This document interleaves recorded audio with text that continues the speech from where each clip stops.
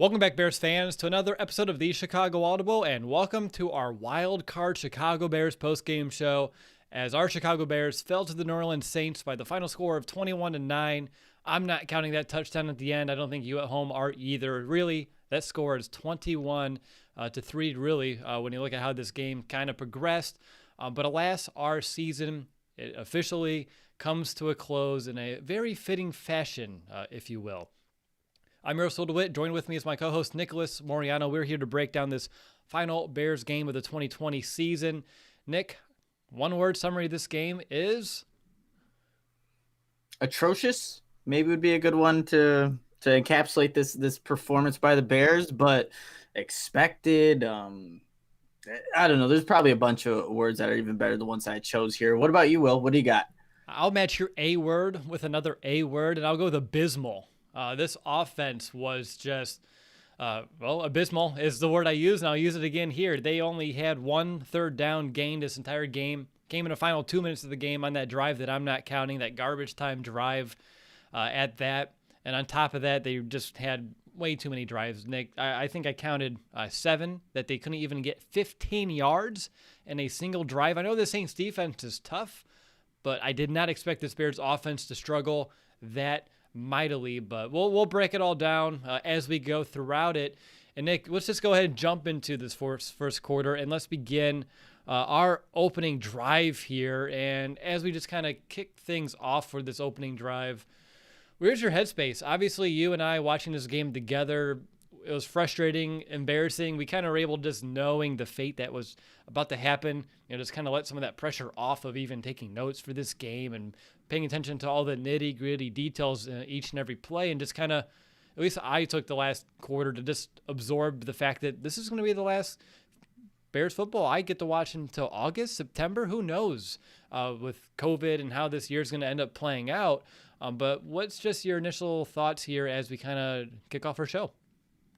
I think as this game was kind of unfolding and the offense was having its struggles like it did, Will, I look back at those 4 games where the offense exploded, doing historical things, scoring over 30 points. And I'm like, that's all a lie. That was BS, because that's not the true Bears. And they showed their true form here in this playoff game, right? Like anybody could win. No, the Bears couldn't, because that's who they were. They got in because of obviously all the circumstances that happened. So that's what I kept thinking about as, there were multiple third down conversions that the Bears struggled to get, or they got one. They got one in the very last drive that you were saying, well, or struggled to score or move the ball. So that's what I was thinking about. Like, this team is exactly who it was in that losing streak. Someone that couldn't execute, missed tackle, like all the things that, we saw in that losing streak. They came back in your most important game of the season. They sure did. Where I'm at, Nick, I'm still kind of blown away that apparently it's easier for this Bears team to replace Roquan Smith than it is a Darnell Mooney. It baffles me. I thought this defense was going to struggle a lot more than it did today, and that's a lot of credit for the guys up front. This defense, even though they only gave up 3 touchdowns to the New Orleans Saints they put up 50 against the Vikings just a couple weeks ago. They've been scoring at a high clip. This defense, without its leading tackler, its fastest linebacker, going up against someone as dynamic as an Alvin Kamara, I really thought they were going to struggle a lot. It was going to be the offense that just wasn't going to be able to keep up. And I was expecting that to be like in a 30-plus point scored game. I didn't expect the Bears to hold the Saints to only 21, and for that to not even be close to enough for this Bears offense. So for me, I guess the confusion about which side the ball showed up versus which didn't today is kind of what I'm kind of grasping with myself. But Nick, let's go ahead and jump into our monster moment here, our last one of the season. What's going to be your final monster moment here as we wrap up our year? It's weird, on top of that, real quick, it's weird that the season's over.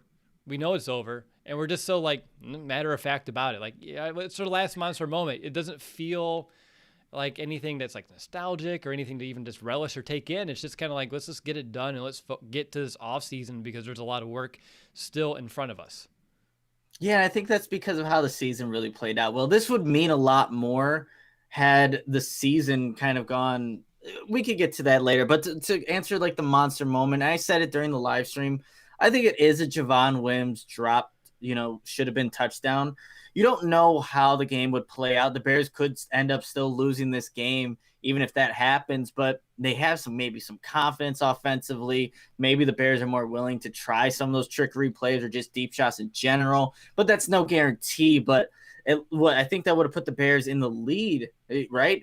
Early on in the game. It's a beautifully designed play. It really is. Like, you got to credit to the Bears for drawing up a play like that, executing it all the way to the very end where you just have to catch the ball. So that's, I think, the monster moment, because we don't know how the game plays out. And like I said, the Bears could still end up realistically losing. I think they would have, but that was just a huge not made play by Javon Wims, who had a great catch on the sideline earlier. So it just didn't make any sense there.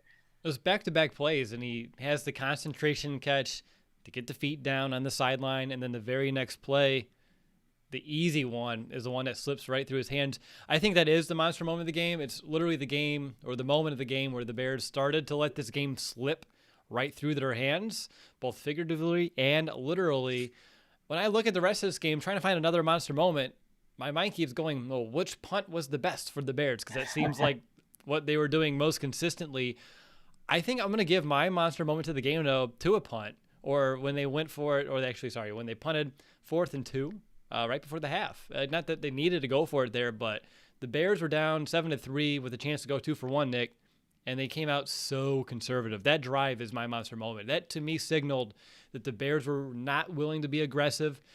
They weren't really trying to play to win this game, and they were really just satisfied with what they were doing, which made no sense to me. And we've seen this Bears offense, when they go no huddle all season, they tend to find a little rhythm, move the ball, get down, and for them to come out as soft as they did, as conservative as they did there, to me just signaled the mentality of this team. And I think in the second half, we really started to see that come into a reality just a little bit more, whether it is even the Bears, not the touchdown drive to end it, but the one prior, the 1-yard drive, that magnificent 1-yard drive that the Bears got on 3 plays, when they came out running the football down 18. Another signal of, like, we don't even want to attempt to come back in this one. So for me, unfortunately, it's going to be the one right before half, when the Bears, to me, signaled that they already were giving up this game, or just not willing to be aggressive. And this is a game that I think you needed to play a little smash mouth. You needed to be able to be the aggressor, and there's not one point in this game that the Bears were able to put themselves in that position. And I think that's a big reason why they ended up on the wrong side of this final score, amongst a bunch of other reasons, by the way. But Nick, as we're going through our first quarter here, our opening drive, do you have any stats that stand out to you that is not the 1 for 10 on 3rd down? And obviously the one, again, came on that very final drive, and the Bears all game long could not get over the 3rd down issue. And I know this Saints defense, one of the top 5 units on 3rd down, but it shouldn't have been this difficult. The Bears really did shoot themselves in the foot. So that's the most glaring stat. But how about you? Is there any other that just comes to mind, or that you're looking at just really is telling of the game? I think going to your last point there, telling of the game, we went into this game thinking that David Montgomery had to be the focal point. You had to find a way to establish the run and, to set up the Bears offense, what they had been doing, to kind of end the regular season here. But the 12 carries for 31 yards. And I know, look, New Orleans was doing a fantastic job of limiting David Montgomery and not allowing him to get those yards that we had seen in the past. But that's telling, because this offense could not go when David Montgomery had no kind of, real factor in the game. And when you take away the rushing attack, you take away the play action, you take away the effectiveness of these design rollouts, and that's what you see in that stat, 12 carry for 31 yards. And I don't think that's not a Montgomery. And it's more so just how the Saints were able to play their defense that they've been doing all season, and just playing lights out and limiting the Bears at the one thing that they were doing well. And that's the thing. Well, we said if they take away this, what are you going to allow Mitch Trubisky to drop back and pass and, try to pass you into the game? That wasn't going to be a realistic option. So the 12 carries, 31 yards, you see that it limited David Montgomery. It really stopped the Bears offense. Yeah, and on top of that, they couldn't get Montgomery involved as a receiver. He didn't even have a single catch here today, and that's been a wrinkle of his game that has allowed him to be effective, even if things between the tackles on handoffs have been bottled up, and they couldn't even get him in that regard. So yeah, that's a really good one because obviously without Montgomery, that's a big reason why some of the stats that I already mentioned, the lack of execution on third down, the drives, 7 drives that couldn't even go for 15 yards, all really just kind of stick out. That's a big reason for it.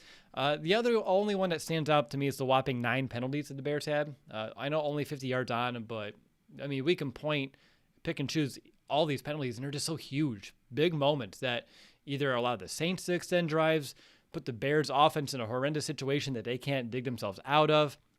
And of course, the Anthony Miller getting himself ejected. So I think the Bears' lack of discipline. And on top of that too, Nick, the ones on defense when they're just jumping on, fourth and less than 5, when they're going to go up there with a hard count.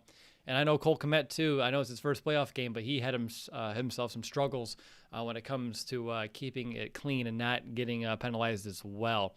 So a lot of just nasty stats, really each and every way that you splice it up.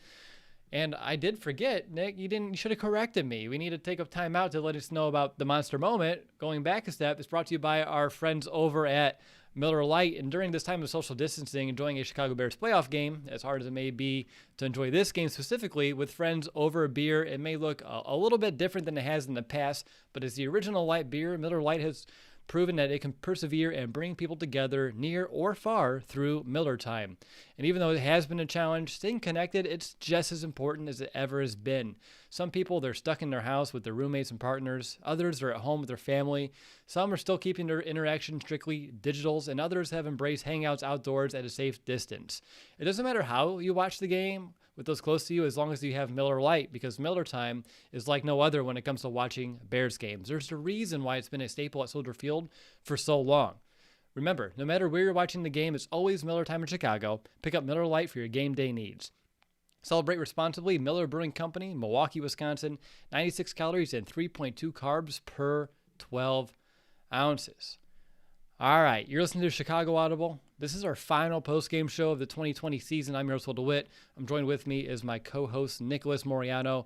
We are jumping into the second quarter here of our post-game show, which may be a quick one or a long one, depending on how we want this conversation to go, because it's all about this Bears offense. There's not a lot to talk about, yet everything to talk about all at the same time. Nick, I'm going to lean it over to you and just kind of delegate. What do you want to discuss with this Bears offense? There's a lot that we can just look at that wasn't working, but also, and on top of that, I think it is time to start having that bigger conversation for the future. Yeah, well, that's where I kind of want to take this conversation, just by asking the simple question: with this offense as it is right now, what do you take into next year and feel good about?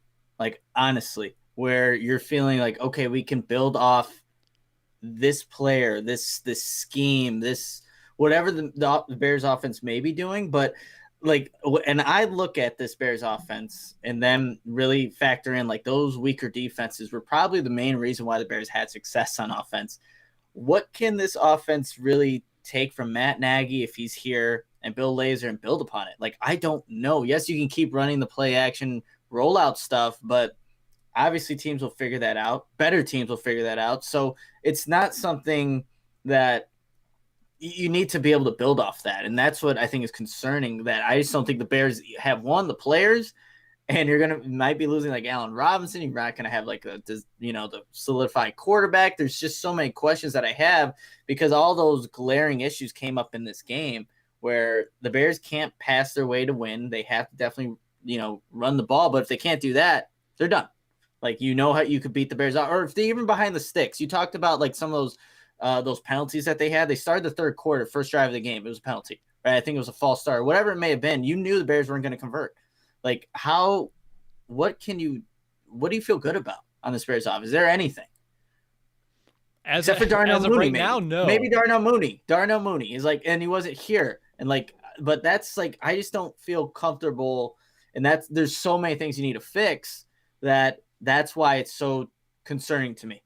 And if you bring in Matt Nagy, this whole entire group back again, isn't this the same issue new season? Like, that's the feeling I'm kind of having at this point. Yeah, I'm right there with you. And this game specifically is tough because they couldn't run the ball. And we already mentioned that as well. I'm trying to figure out why. Is it was it a mixture of the play calling?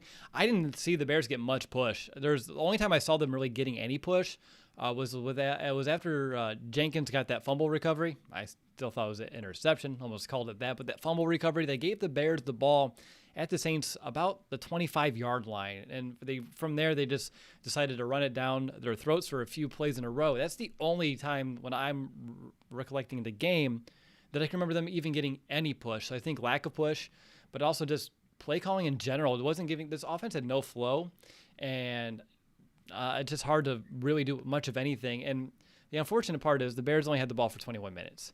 They only ran 49 plays compared to the Saints 75 today. It's really hard to say what wasn't working besides it just was broken because they didn't do themselves any favors today. Absolutely. And that's, I mean, you can't pinpoint it to one thing. And that's also the problem. Like, oh, obviously they didn't run the ball, but why didn't they run the ball? Well, maybe it's because of the two undrafted free agents. Like, that's who you had starting against these bad defenses. They did their job. But, hey, against the Saints, a top 10 defense, and it's tough for any offense to kind of create that push. But you saw it. It was evident today. The running lanes, the rushing lanes were not there. The holes weren't there, and the offense couldn't function. And that's it. Look, coming out of halftime as well, nothing was better. I mean, you look at the drives, Will. I mean, look, they go 7 plays, 26 yards. So that was actually probably one of their longer drives. And it was only 3 minutes, 23 seconds. So I don't think that's saying much, but punt, like it's just nothing that was nothing. The halftime adjustments were there, like they haven't been all season. And that's also another one of the concerns. You're seeing the same issues over and over again. Right. And again, your one scoring drive that I'm counting, that field goal, was a 6-yard drive. And it should have been a touchdown. The defense gave you the field goal, but the Bears offense failed to do anything with that field position. So actually at that point, it could have tied the game. Instead, had to settle to make it a 7-3 ball game. When I'm just thinking about this offense in general, Nick, another thing that kind of irked me, whether it's a pivotal, I think it was a 4th and 2 or a 3rd and 2, is whatever and 2, and you give it to Ryan Nall instead of David Montgomery. That's an issue. That makes no sense to me. Number 32 is your primary back. He's your bell cow. Right now, honestly, he's probably the only true running back that you have, NFL running back, not Ryan Nall level running back. Not trying to be mean, just trying to point it out. In a playoff game, why would you give it number 35? And the Saints, as soon as Nall's in that game, they knew what the Bears were trying to do. They knew they were going to run it, and they keyed in on it. They sold out for it. It was broken before they even snapped that ball. I can think of times when they put Patterson back there as well. And I know you're trying to get some different people some touches, but they didn't do Montgomery any favors to try to get him into a rhythm as well. So personnel usage, and that leads me to my next one. Why is this Carter guy, who's been off the street now in this Hallis Hall for about a month, who's been your primary punt returner, why is he getting snaps over a Riley Ridley? I don't know if that's more of a indictment on the coaching staff, or unfortunately, probably even a larger issue, maybe not larger, but equally as large issue, Riley Ridley still not progressing, where guys who have just been brought up to fill in a punt return role can step in and leapfrog you on a depth chart, and you've been here for a couple seasons. That's, to me, is yet another huge concern. You know what, Will, to my opinion on the matter is that I would give more weight to the coaching staff if they proved anything to me, but they haven't. So Nagy, with his play calling decisions, lack of adjustments in the third quarter, like what he has shown me is that he doesn't know what to properly do. So when you see a guy like Riley Ridley not play, and again, we're not there for practices. They're seeing all this stuff, but there's no reason that Carter should be on the field over Riley Ridley. There's not. And you drafted Riley Ridley in the 4th round. So not a throwaway pick by, not to say that 6th and 7th are, that, but he was a guy that you thought could be something. So it had this bit, if this coaching staff was more reliable in their decisions and things like that, then I'd be like, well, they know what they're doing, but I just simply think they don't. And that's also one of the things that we've seen, like the player development under Nagy. There hasn't been a lot of guys that have gotten better, you would say. And that's what's also very scary about whoever, if they decide to bring them back, then you have the same group, but they're not progressing and becoming the best version of themselves because you're limiting that because of your coaching staff. So I believe that Riley really should be playing more, but again, the coaching staff thinks otherwise, and obviously they're wrong because they don't know how to do anything right offensively. Right. It's disheartening to see that the Saints almost had 3 times the amount of first downs gained than the Bears. The Bears only had 11 first downs for this entire game. A handful of those came on that final drive as well, Nick. So you're probably looking at truly 7 to 8. I'll check here in a little bit, but 7 to 8 first downs that they had before that final garbage time drive. So that's a huge concern. And on top of that, too, Nick, what we saw today from the offense, obviously, it doesn't cut it. It's not an offense that can win in the NFL, let alone win in the NFL in a playoff game. Is that enough for you to perhaps change? Change your mind. I don't know where you were on Matt Nagy yet. We do deliberately hold these conversations for the offseason. So now it's time to say whatever you feel. But I'm curious, does a showing like this prove to you that Matt Nagy, or at least Matt Nagy's offense, and with the current personnel, it's not enough and you have to almost blow it up?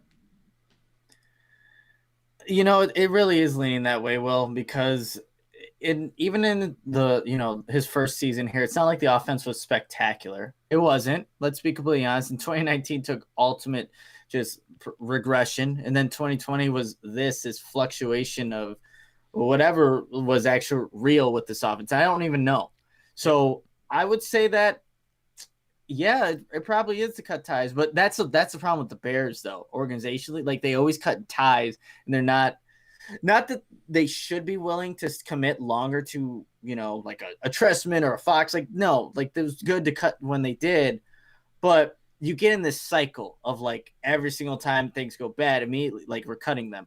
You're cutting ties with them, and I think right now, I think Matt Nagy can be a good coach later on, but it's just not working here. Like, something is not connected. So if I had to make a decision, I would cut ties. It's not going to work. You can't put up realistically 3 points in a playoff game. Like, come on now. Right. Well, he doesn't have Helfrich here to be a scapegoat right now. He doesn't have, on top of that, too, who's the prior offensive line coach? Harry Heastan. Like, he doesn't have him as well to really point a finger at and say, he needs to go. He brought in guys that supposedly fix all of this. You promote Dave Ragone, which I'm still baffled about, by the way. And we're still sitting in the same, almost a worse situation. Again, and now we know. And now we have our answer. Because during the winning streak, I'll call it, towards the end of the year when we're playing those bad defenses, I'll be honest, I was cautiously optimistic that it was real growth. And I wanted to really hope it would be. But what we saw against Green Bay, what we saw here today against the Saints, proved to you that it was a fluke. It was the defenses that we were playing. It isn't the offense taking any steps forward. And the unfortunate part is, Nick, I don't think keeping Nagy here with as much control as he has with this offense, even if he get a different quarterback, I don't see how it can change all too much. And I know we talk about keeping him for, like, the culture purposes because he could be a good glue type of guy. But looking at this team and how flat they looked all game, how they've looked flat in some big moments this season in prime time, and I've yet to see, and again, broadcasts are selective, and that's something I want to make sure I mention, but I just don't see this team having any fun like it did in 2018. I don't see them picking each other up, encouraging one another, and being really a team. It just seems like it's a group of individuals going out there and trying to play football. And that's, to me, there's an identity issue on offense, as we know, but I think from not who is the offense, but who are the Chicago Bears is a question that I don't think the people in the locker room know right now. I don't think they know who they are, or if they do know, they believe they are what we saw today, and that's damning as well if they believe they're this bad of a team. Yeah, and I wonder, like, after a loss like this, a playoff loss, everyone saw this, and 21-9, and it wasn't that, it was 21-3 when we really think about this. Like, what does Matt Nagy even say? Like, this is on me. Like, I don't know. Like, there's only it starts off. We had a really good week of practice, guys. That's exactly how it starts, and that's the problem. Like, what kind of again? This is probably going to be for later conversation, but for Matt Nagy, it's like, how does anyone believe in him and what he says? Because none of his words have weight to them. or have validation that things will get better. And that's the problem. Like, if you're in this locker room, you're coming back next season. It's like, well, I mean, we were supposed to compete against the Packers game, against the Packers. We didn't. We got blown out. Oh, this is a time for redemption. Like, no, again, it was one-sided. We weren't competitive.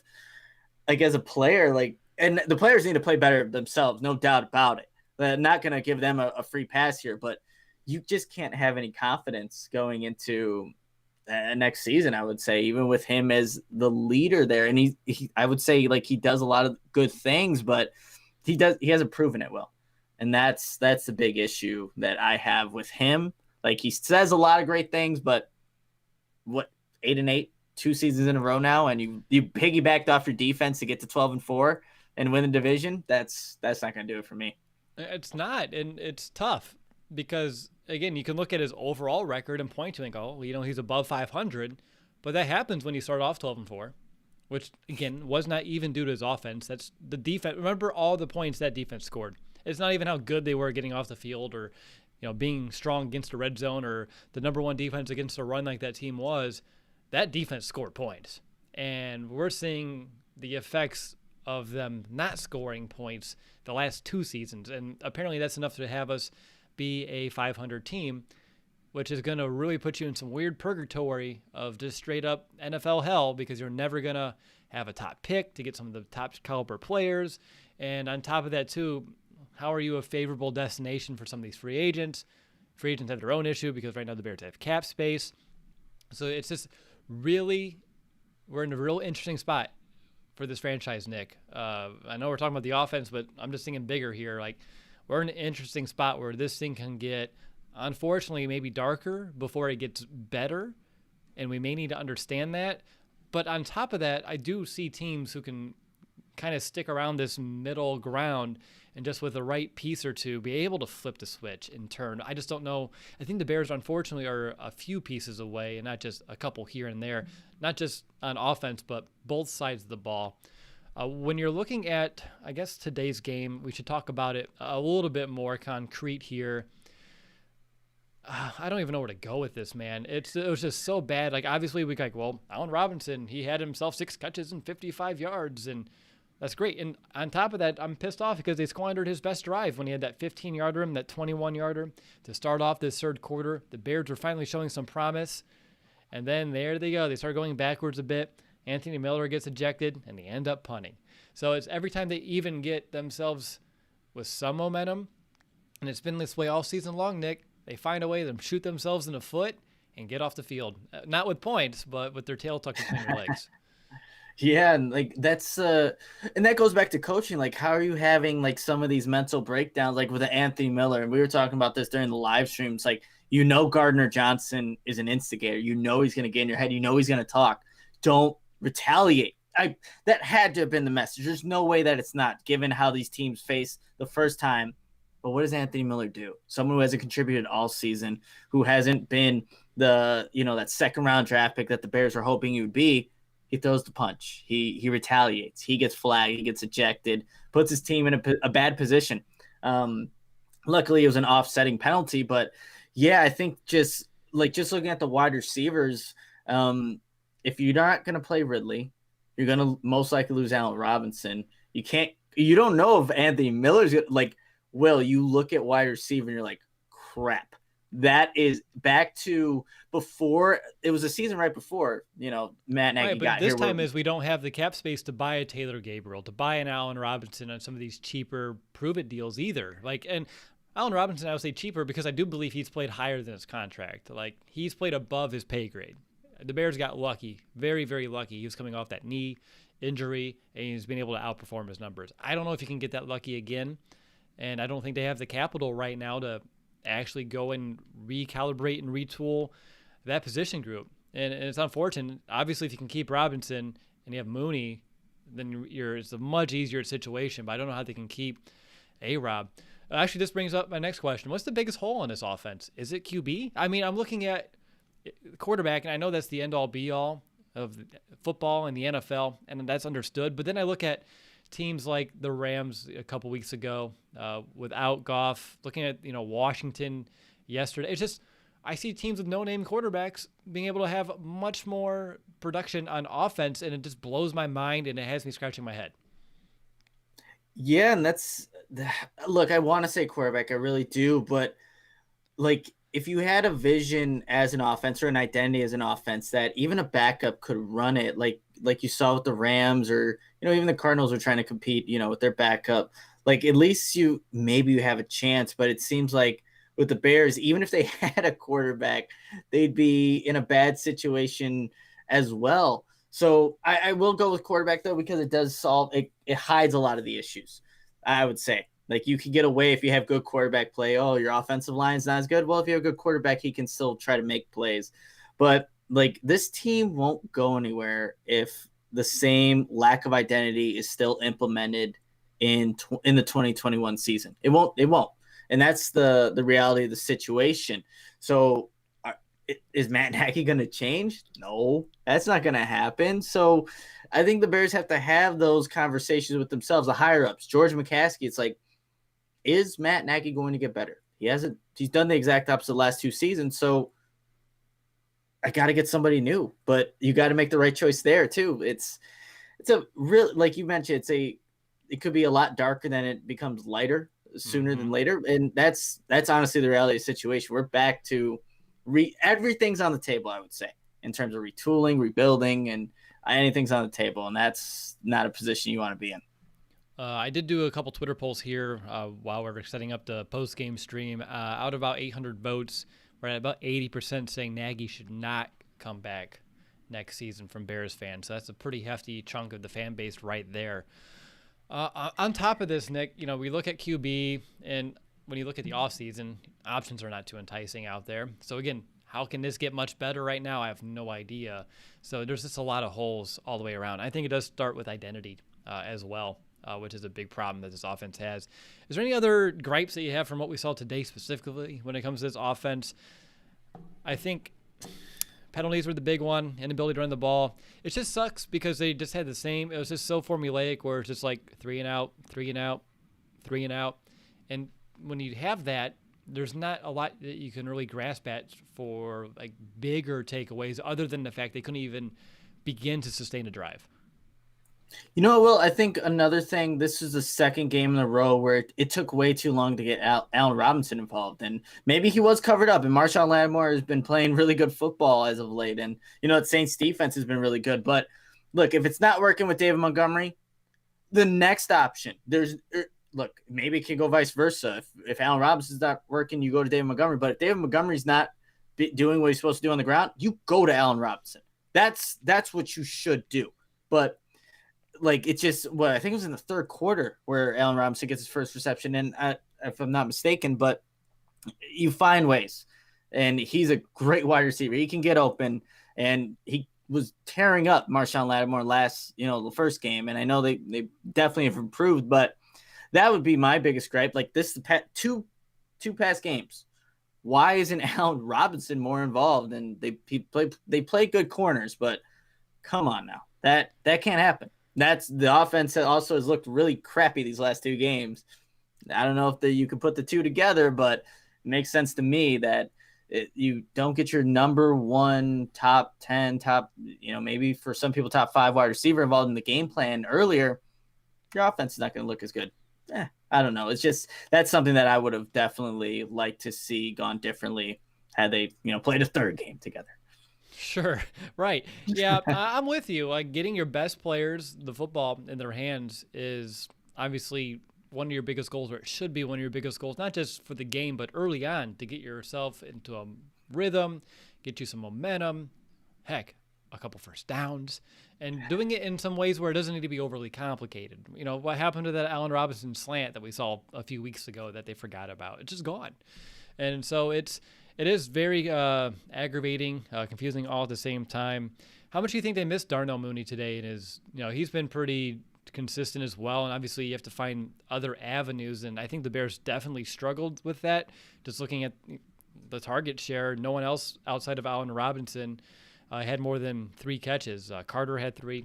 Again, I can't believe he had 3 catches. I can't believe he had 4 targets.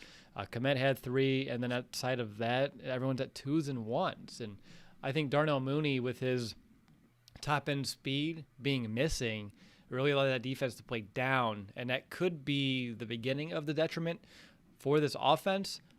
But gosh, you have to find a way to overcome it. Darnell Mooney, your 5th-round pick, and I'm not saying this to be rude, but the Bears should find a way to overcome his absence. Yeah, absolutely. Because I don't think, going into the season, you're not thinking like Darnell Mooney's going to mean this much to the offense. And we've seen the offense takes its, I guess, evolutions throughout the season. But yeah, no, absolutely. I think the big thing they missed with him too is like he does a lot of motion in the backfield, and that were indicators to, Trubisky, like, is this man or is this zone? And obviously you can use like a Carter to do that as well. But there are also plays where Mooney would go in motion and then get the ball. Not just on like a jet sweep, but go in motion, use his speed to separate from a defender and get, a first down, which the Bears obviously needed in this one. So he was a big loss, and that's, again, another, I guess, negative thing on Nagy. Like he couldn't adjust if he didn't have Mooney, and that's a problem. It's a huge problem. Wrapping up some of this offensive talk, Nick, do you believe this was Mitch's last game as a Chicago Bear? Ooh, yeah, I'm gonna say so. I think it was, and what is that? That mean Nick Foles is the front runner to be the starter now? I don't know, but I'm gonna go out on a limb and say that this was Mitch Trubisky's last game in a Bears uniform. Well, based off of what Ian Rappaport said earlier today, right? Like if it's kind of contingent on a deep playoff run, which is so unfair to Mitch to put that out there today of all days, and that there are people internally who leak that purposely. So that's, to me, a little upsetting. But with you, Nick, I don't see how you can bring him back. Makes the quarterback real interesting next year. What about A-Rob? I mean, we have all off season, but what do you think? Just off the cuff. Yeah, I think he's gone too. It's going to look a lot different on the offensive side, I think, next year. Absolutely. I'll give you my Ryan Pace thoughts / your decision on Ryan Pace here soon towards the end of the show, more than likely. Is there anything else on offense specifically that you wanted to discuss here today? Obviously, we'll really dig into it more during our Say the Franchise episodes here that follow the year when we kind of get into our off-season work. But is there anything more from today's game that you wanted to discuss? I think today's performance in this wild card game against the Saints was the true Bears. So look at that 4-game stretch that they had at the end here. No, this is who they are. This is their identity. This is what they can do. It's more consistent with what they've done for the majority of the season. So take that how you want, but I think as a Bears fan, you're like, crap. Well, we knew offense was bad, but we didn't think it was this bad. It felt very much like the offense we saw earlier this season, right? Only 48 total yards in the ground as a team, less than 200 yards passing, less than 10 points scored. So it just felt like everything that we saw earlier this year came rushing right back. And again, it goes with the caliber of the opponent that you are playing. But that is, guys, the final discussion, at least in-season discussion on the Chicago Bears for this 2020 season. And we'll move into the third quarter here of our post-game show. And let's go ahead and talk about this Bears defense, which, again, only allowed 21 points today. They had themselves a takeaway. Could have been a couple more, but as we know, things don't always go in the Bears' favor. I still think that one Duke Shelley interception was a pick, but that's just me.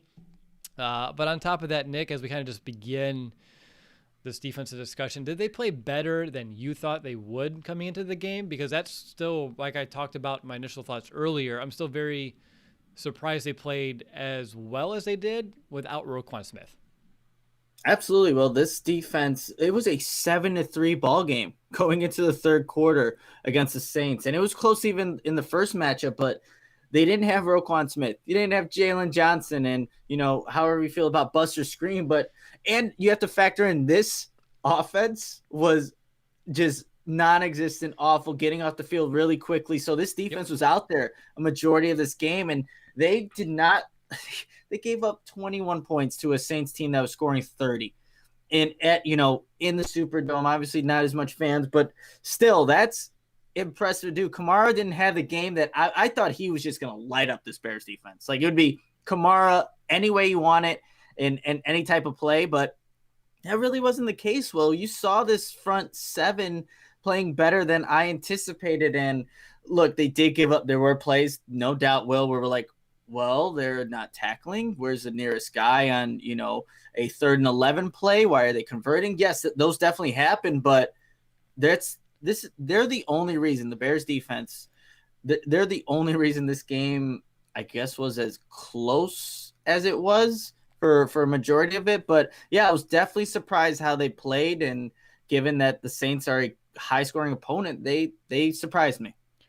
They surprised me as well. I think the defensive front surprised me the most, which is great because I did tweet out before the game that in order for the Bears to have a chance in this one without Roquan, the entire defensive line needed to step up. And I thought they did. You saw plays from Bilal Nichols in the backfield, Akeem Hicks getting in there as well. And then even the guys like Mario Edwards.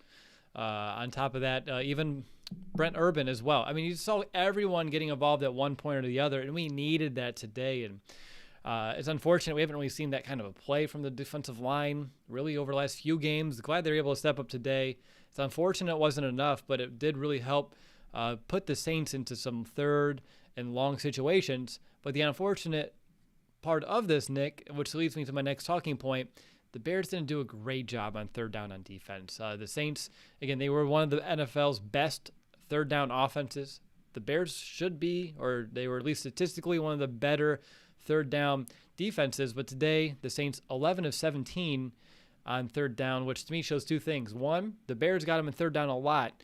But two, and as we watch this game, they just couldn't get off the field, which as I'm thinking back, a lot of just poor tackling efforts is what kind of led to that. What about you? Why did the Bears struggle so much on 3rd down? Obviously the poor tackling does help, but it like when you have a Manti Te'o having to start in a game where Roquan Smith is usually that guy, that's not going to help you get off the field on 3rd down. And I think that like at some point, yes, the Saints took advantage of Kindle Vildor being out there, even Duke Shelley, right? So they took advantage of some of these backups, but like it's still inexcusable to not have to rally to people and make this tackle before the offensive player gets a 1st down, or when an Eddie Jackson goes a neutral zone infraction on, I forget what was that, a 3rd down, like I forgot what down it was, but like you can't have your veteran playmakers, and putting the air quotes on playmakers there, make these kind of mistakes and expect good things to happen, right? So as good as they did play, there are those crucial moments, Will. Those crucial moments where you're like, well, that's what ended up costing the Bears there on that drive or whatever it may have been. So yeah, I think it's a multitude of things, and like you just can't have your star players make those mistakes. And when that happens, then everything's kind of going wrong and nothing's gonna work out in your favor. But yeah, it was just multiple things that really factored into that.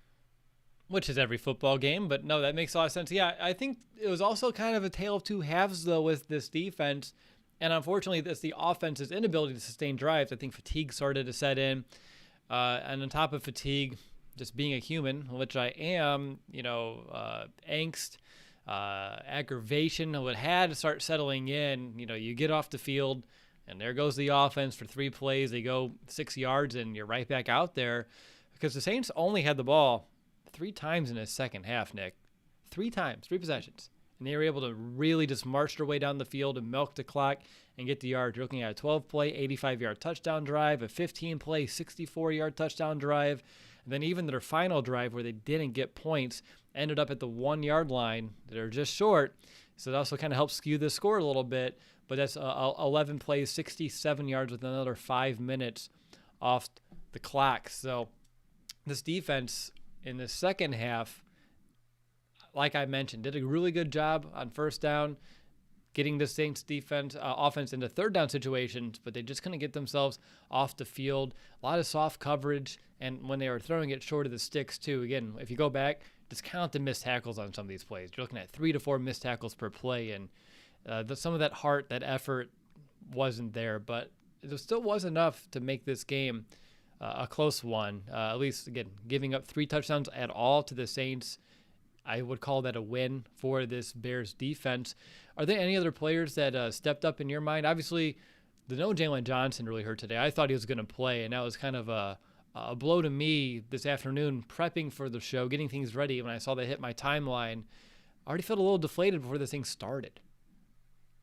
Yeah, well, and I was deflated even before that news. So I think the one player that did show up was Deshawn Gibson, safety there. I think that he did actually make a couple of good plays, and obviously factored into what the fumble, not the interception that John Jenkins was able to get, right? So, and he was making some decent tackles there, but that's someone that did, I think, show up on the defensive side of the ball, and even John Jenkins being in the right place, right time to get that fumble as well. But yeah, that's the thing. Even those defense, I think, did play well, and like Akeem Hicks, I think had a lot of those memorable plays. I guess he was also a neutral zone infraction himself.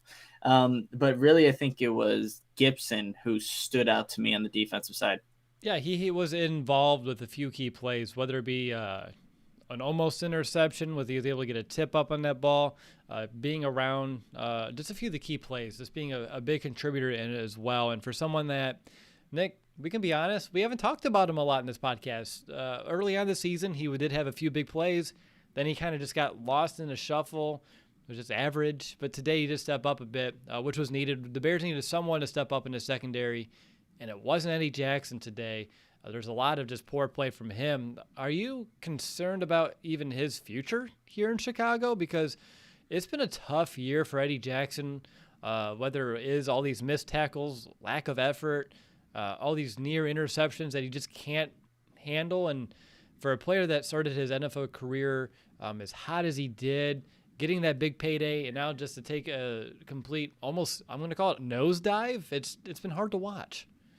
It really has been, and if he isn't playing like one of the best safeties in the league, like Eddie Jackson, and look, he's not the most athletic guy. Like he does have good range for sure, but it's his instincts that is what made him special. Is just instincts to know where that ball was going and to beat really the receiver to the spot and then make those game-changing plays. If Eddie Jackson's not getting those types of plays, and we've seen him as a tackler, it's not good. Then, man, I can't believe I'd be saying this on like about Eddie Jackson, but he's almost a liability sometimes out there on defense, and that's being paid what he is. Combine that with Robert Quinn's contract and things like that, like you have a lot of money devoted to players who are not making plays. And if that's the case on defense, it doesn't even matter who your defensive coordinator is. It's like, try winning with that. And because you can't really swap out those guys. Yeah, I mean, again, I don't know what every contract is like, the details of it, but it's hard to, I'll say. So I think Eddie Jackson obviously will be here in 2021, but his play has been obviously it's dipped down. It's dipped down a lot since 2018. It sure has, Nick. And when I think back about this game too, it seemed like everything that could go wrong for the Bears did. It's like when they would get pressure and force Drew Brees to move around the pocket or make an errant throw, we can't capitalize on those opportunities. There's the one where Khalil Mack, the touchdown actually, where there's a running back chipping him. The back fell. Khalil Mack jumps over him to go start chasing Drew Brees, and then the running back just stands up, catches the football behind the line, and he's able to run it in for a touchdown. So it's like even those weird small things that you think are going well in the moment, like you watch Khalil Mack barreling down on Drew Brees, and you're like, yes, and then it doesn't work. Or every time they would get a big play, a penalty would offset it. So it's just a lot of those situations for the Bears here today. But do you think they mitigated the loss of Roquan Smith all right? I would say so. Well, I mean, like I said, Kamara did not have the huge impactful game that I was expecting, and Roquan Smith, despite what AP said about him not getting a first team All Pro, like he was playing some phenomenal football. And you take that away from any defense, it shouldn't be the same. And like we've seen this defense struggle, and they were holding their own for a good portion of the game against the Saints. That is a very good offense. I will say one other thing, Will, like mentioning, like, again, the Bears shooting themselves in the foot. Remember the defensive possession where I think Khalil Mack gets a sack, but I think Vildor has the hold. And this is all in the red zone, if I'm not mistaken. And then a couple plays later, it's Dane Trevathan with the pass interference on the tight end.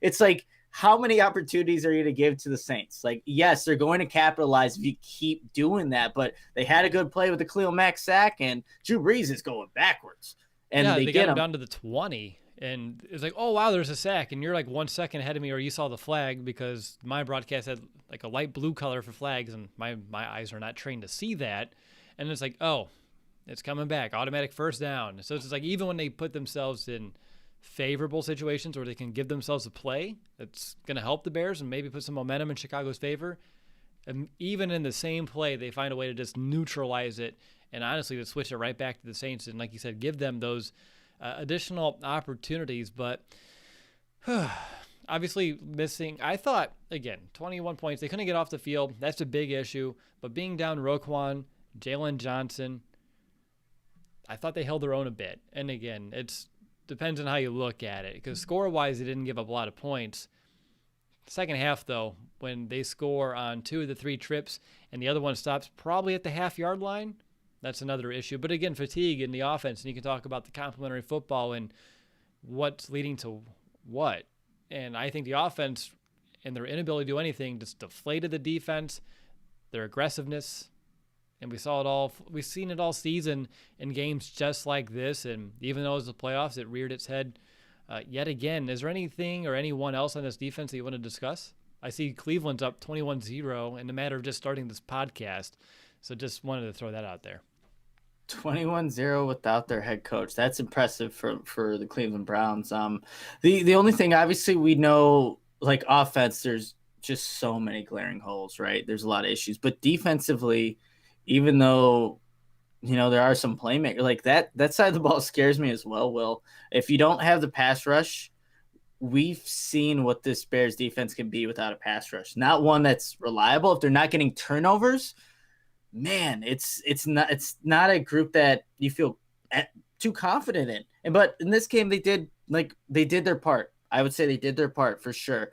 But that is a group as well. There's some big questions at, and if you're not getting contributions from your highest paid guys, good luck trying to win. Just, and again, too, I don't think they did have a pass rush today, and they still couldn't even capitalize. They're still missing tackles in the secondary after the catch. I'm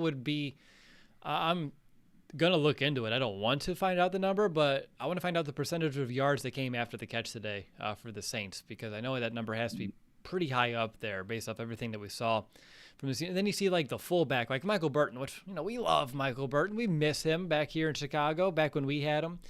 Like you said, Mitchell Trubisky's, old roommate, and he's having, running over guys and making people miss. And that's just very tough to watch here if you're a Chicago Bears fan. But yeah, it's just very interesting to say the least that you just think about the state of the defense and kind of the trajectory of it and how you can even help it. What about Chuck Pagano? We talked about Matt Nagy enough. Yeah. Is he gone? He has to be, right? Yeah, I think Chuck Pagano was gone regardless of this outcome, honestly. Like, yes, it had the Bears somehow pulled out the victory and they, a 21-23 ball game or something.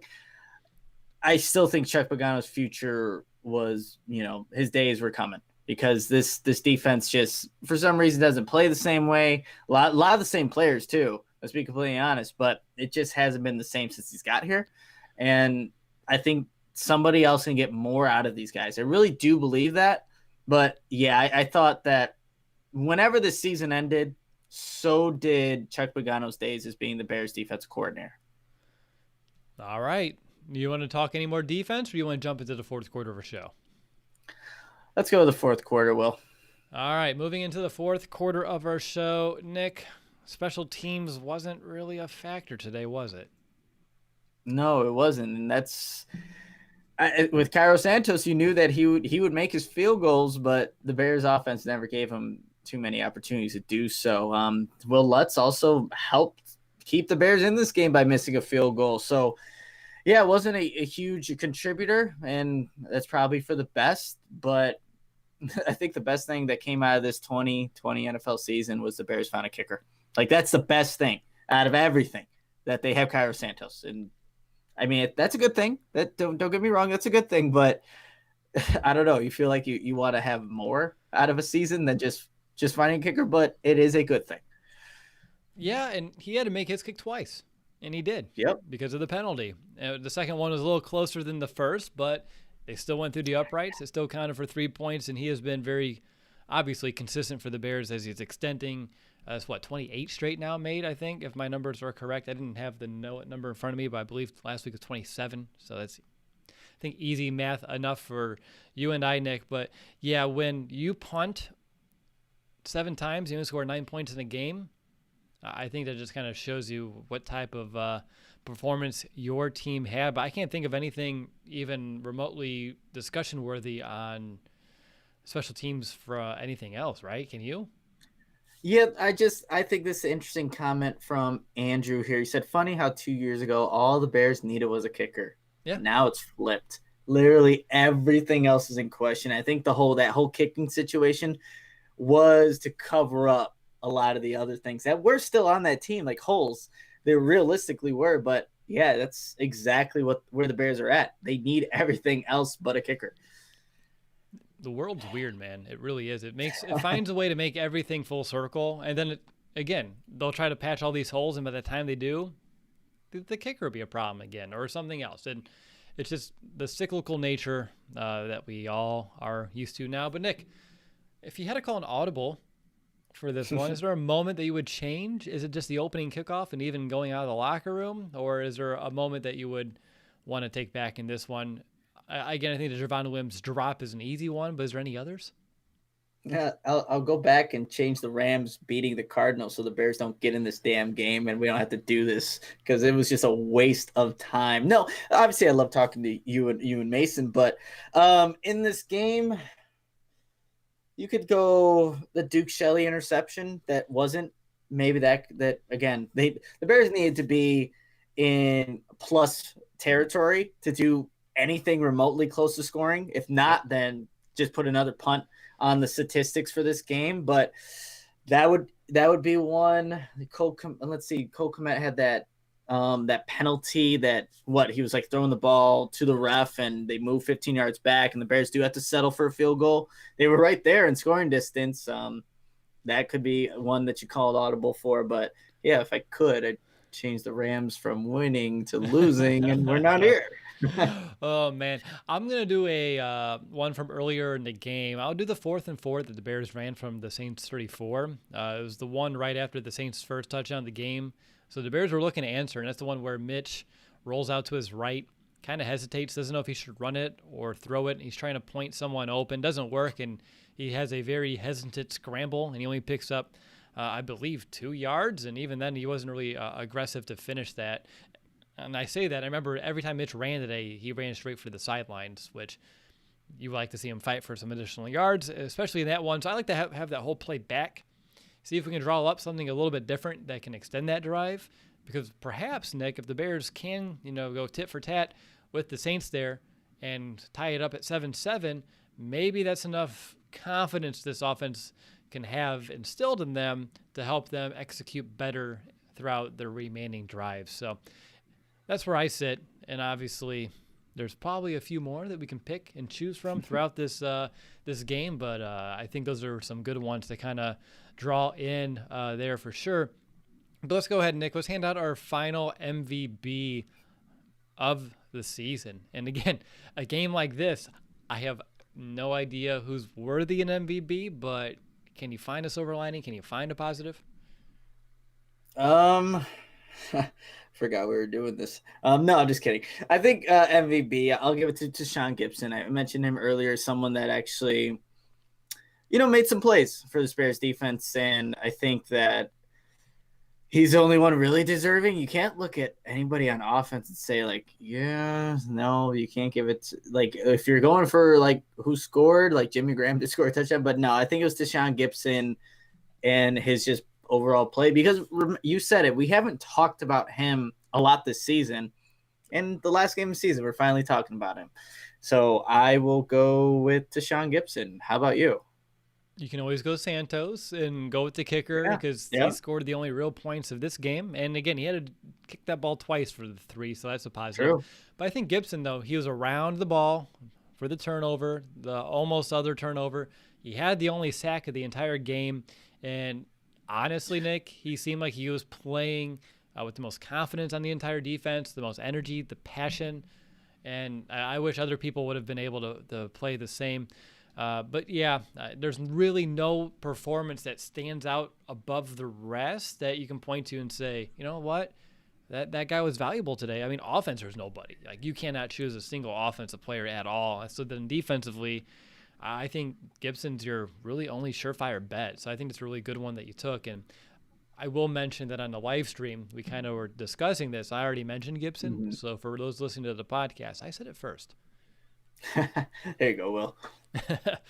All right. Are you ready for our final 2-minute warning? Actually, sorry, before our final 2-minute warning, I did want to gauge your thoughts on Ryan Pace. Should he come back? No, he shouldn't. Look, I think a lot of the problems that the Bears are having right now go back to Ryan Pace and his decision making from, look, obviously quarterback and like bringing in Nick Foles because you thought that he was an option that if Mitch Trubisky didn't progress or play to his best of his abilities, that he would be a better option. That didn't happen. Bringing in Robert Quinn and paying him as much money, like a lot of these problems go to Ryan Pace. And if you keep him next season, come on, the Bears need a quarterback. You trust him with picking that guy? You trust him with picking linemen? What do you trust him with?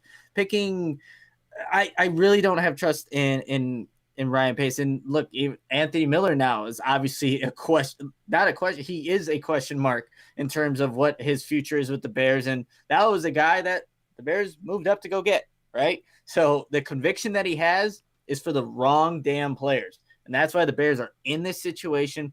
He needs to go. If there's someone that like number one has to go, sorry, Ryan Pace. I met him at Funk's Barbershop, has great set of hair, but man, that's about it. That's like the positives I could say about Ryan Pace right now, because the Bears are in this crappy situation because they just didn't have the right leadership and a guy that can make the right decisions at that very important general manager position.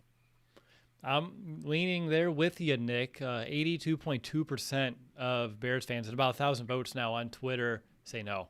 So 82.2% say no to Pace, 80% say no to Nagy, and 86.5% also say no to Mitch. So when you're looking at that sort of, I mean, if the Bears are looking at our tweets, which they follow our account, if they want a good pulse of where the fan base is at and what they want to see or what they expect to happen, there's all the proof that you need. I think they say the proof's in the pudding. I don't know if that phrase applies here, but I'm going to say it anyway. But Nick, let's go ahead and jump into our 2-minute warning. You started. Yeah, well, I think the season's over and it's probably for best. This team had no business being in the playoffs. They really didn't. 8-8. And you saw how they had to get here, beating up on some of the worst teams in the league, worst defenses in the league, to get to this embarrassing loss to the Saints. And the problem is, Will, we talked about all these things on this team, right? Offense, defense, the management, everywhere. But it's like, where do you even start? Yeah, you could start with the higher ups, but then you got to work your way around and try to retool this roster to compete. It can't be done in the off season. This is going to take time. And the comment that was mentioned earlier, like all the Bears needed 2 years ago was a kicker. Now they need everything else. That is so damn true right now. They need, everywhere you look, they need somebody. And they're going to lose some key pieces, most likely in Allen Robinson. And that, again, we talked about wide receivers. That's a huge hole. There's just holes everywhere you look. And if you had the same group of guys trying to lead this team again, I have no confidence that's going to be better than what we saw as 8-8. And they're lucky that they got to 8-8. Well, they really are lucky that it came to being this situation, that they even had a playoff run. What I really hope, Will, is that them making the playoffs doesn't, I guess, cloud George McCaskey's judgment and decision-making, saying, well, they got to the playoffs despite being a COVID year. You can't let that be the reason why these guys come back, because they're not the answer. We saw it again against a good playoff team. The Bears can't compete. You saw that last week. The Packers, a team that's going to be playing most likely for the Super Bowl, maybe, they can't compete. They're nowhere even close. Against the bottom feeders of the NFL, damn right the Bears can compete. They could beat those guys, but that doesn't matter. And that's the problem with the Bears. They're just a mediocre football team at best. Yep, exactly. Average as average can be. That is the Chicago Bears. So for my 2-minute warning, first of all, Nick, congratulations to you and I for another year of covering this team. It does get difficult at times, but it's always an honor doing these with you. As I stall for another 15 seconds, no, I'm kidding. This season has been tough. I felt every emotion at one point or another, including numb, which I felt like I felt for the majority of this game today. Nick, we're watching the game, and it didn't feel like I was watching a Chicago Bears playoff game. In many ways, it almost felt like a preseason game. The lack of energy, the lack of even any enthusiasm. If I was feeling it and I couldn't see the Bears feeling any, I think that's another huge red flag. And when I just look at the season in general, right, the only reason why we're here is because we had a very friendly early start of the year, and they got lucky on a few of these comebacks. And on top of that, too, I think they finished 0 and whatever against teams with winning records, 0 and 10, something like that. It was any team that they faced this year that had a winning record, they couldn't beat them. I think if you're looking at a way to assess this team, that's the perfect benchmark to do it. Don't take any stock into some of these other wins that you get against, lesser talented teams. Look at what you can do against not even the best, but just teams that are above 500. You're stuck at 500. Look what you're doing against teams that are above you, and you're just like Nick. You said it best. They're not competing. So that's everything that we need to know. On top of that, it's just sad though, Nick, that this is the end though of like the Trubisky era, more than likely. Who knows what other eras can come to a close here, and it just kind of brings things, I'll use the phrase, full circle again. I mean, you and I were live as soon as the Bears drafted Mitch. We're live as soon as we watched his final throw as a Bear, which was a touchdown to Jimmy Graham, which, again, garbage time doesn't matter, but it's just sad to see that circle can kind of complete its loop. And again, we can be proven wrong. They could bring him back. I'm not sure what the other options could even be at this point, but obviously we all know that Mitch he's not the answer. So it was just a tough, yet weird, yet fun at some moments, depressing at other moments, boring at other moments, crazy at other moments type of season, which is so Bears. It is so Bears, a roller coaster ride that ends up crashing at some point, but that's what life is like being a Bears fan covering this team, and you want to not have it just end that abruptly and devastating. At some point, like it's like I think you made the comment, Will, like all these kids that are watching on the Nickelodeon, version, like they're not gonna want to be Bears fans, even though they gave Mitch the MVP trophy, which is so funny. But that's so true. Like what younger generation kid wants to grow up watching this team. And I get if their parents do, it makes sense. But this is a team that someone wrote in the comments earlier, so credit to you, like they are the Browns, but just have a championship in 1985. Like they're almost at that crappy level, like Lions territory. And it's sad to say, but that's true. What have the Bears done since then? So it's a terrible situation to be in. We're going to be, and someone, again, go into the comments. You people in the comments are what makes this show go, and obviously sparks up conversation. Someone said, I'm going to miss all the content in the offseason. That's still going to be there. We're going to cover this. There's going to be a lot that's going to happen this offseason, we can imagine. So I'm looking forward to seeing what that's going to be like, but it's going to be a grueling process and one that could be happening, pretty soon, Will. Yeah, as soon as if the Bears make any decisions, it's emergency podcast time. So need not worry. If anything breaking happens, as soon as Nick and I are able to get behind the mics, we'll be discussing it. And then on top of that as well, Nick, last year, I think the last 2 years, we've done one show per week all offseason. I mean, we stay consistent, so don't worry. Plenty of Bears talk, and I know, Nick, you're excited now because you get to start looking at draft prospects. Yeah, absolutely. I've been kind of delaying it, and now that this Bears season's over, I can definitely get the homework started. And the Senior Bowl is coming up in a couple of weeks, and I plan on being there. So yeah, it's time to get back to work. And the Bears draft 20th, by the way, in this year's draft.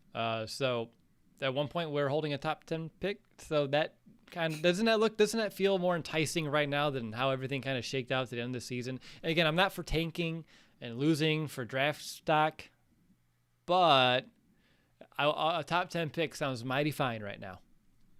It sure does. It definitely does. That is, you can't dispute that. All right, Nick. Hey, thanks so much for all of your consistency this year, too. I believe, Nick, this is the first season that you and I have been able to do. Again, usually we go to one game a year, so there's one post game show gone. But we were consistent enough to do every preview and every post game, you and I together. And I think that's the first time ever. Probably. So yeah, again, thanks for all your effort and dedication, Will, to, like you were mentioning earlier, this has been a crazy season, but I think we did a damn good job trying to provide content throughout it. And yeah, so we'll keep that dedication, commitment, and going into 2021. For sure. I want to thank everyone who's here watching the live show. You mean everything to both Nick and myself. Everyone listening to the podcast, you're included as well. We really would not be here if not for you. We'd just be two dudes talking to one another.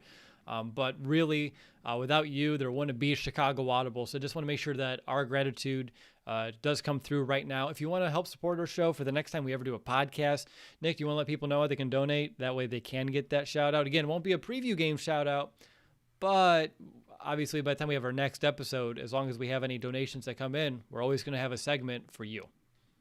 Absolutely. So you can make that happen through Venmo or PayPal. If you want to send your donation through Venmo, you can do it at the Chicago Audible. You should see my name and the Chicago Audible logo. And on PayPal, it's www.chicagoaudible.com/PayPal. And one more time on Venmo at the Chicago Audible. And then PayPal is www.chicagoaudible.com/PayPal. Thanks so much, man. Up next, who the heck knows what's going to happen after this game? We can be back tomorrow if breaking news happens, if people are leaving, getting fired, things of that nature. If not, if for some reason things stay status quo, I think we need an episode to talk about that as well. And of course, maybe not of course for you if you're a newer listener, but every year Nick and I do an end of the season awards show. And even though a loss like today, you're like, why would you do it? It's fun. It's lighthearted. It's a good way to just kind of like recap the season, highlight some players, good and bad, and just have some fun with it. So I'm sure exactly when's the next time you'll hear from us, what we'll even be talking about. And on top of that, too, as we already said, plenty of content coming this offseason, getting you prepared for the draft, talking about potential free agents, players that are leaving, taking a whole step back and look at the entire roster, both offense, defense, and special teams, trying to pick and choose and help plan throughout this offseason. It's always a ton of fun. Can't wait to get back to that mode, that GM mind mode, before we get back to Nick. I'm excited to hopefully get Bears football again. I know it's only been about an hour since it ended, but I miss it. And again, I don't know if we'll even get to see games in August again. Like if they do a preseason games, or if they, again, depending on how the pandemic plays out, if we do have to wait till September again. And unfortunately, just due to everything, we may have another offseason where things are really tight-knit underneath the wraps, not a lot of access, and it'll make things a challenge, but I'm excited to kind of go through this journey with you, whatever 2021 holds for you, me, and the Chicago Bears. Yeah, absolutely. It'll be a interesting one. Hopefully we go to Vegas for a game. That would be a trip. Saving all the money I need to lose right now. Gambling. No, not really. I do not do that. Play responsibly, by the way. I just got to make sure I say that. But again, the Bears lose. I don't need to say it, but I have to. It's a post-game show. They lost to the Saints 21-9, 21-3 if you're counting the real points, as end of at least, well, actually we don't know. At end of what era could end up being in front of us. But we'll find out as we break down this entire offseason. But just like that, the Chicago Bears 2020 season comes to a close. We'll be back soon with whatever is on the other side. But until next time, bear down, Chicago.